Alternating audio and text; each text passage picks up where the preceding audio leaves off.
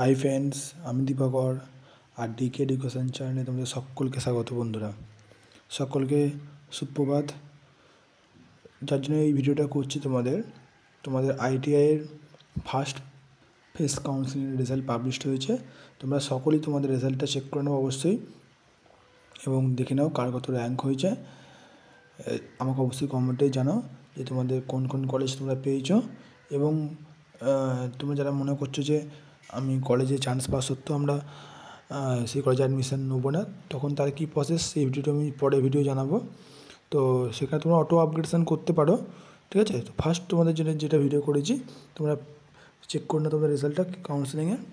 Already এখানে যাও, এখানে গিয়ে তোমরা মোবাইল নাম্বার তোমরা সকলেই জানো, পাসওয়ার্ড দিয়ে 869014 এখানে লগ ইন করে নাও। করে দেখো তোমাদের দেখাচ্ছে ভিউ অ্যালাইনমেন্ট স্ট্যাটাস, এখানে ক্লিক করো। দেখো এখানে 4953 র্যাঙ্ক করেও কোনো সরকারি গভর্নমেন্ট কলেজে পায়নি। সে শুধুমাত্র ফিটার দিয়েছিল, ইলেকট্রিশিয়ান দিয়েছিল টালিগঞ্জ, হাওড়া হোমস আর এই কলেজে। তো দেখো এ পায়নি।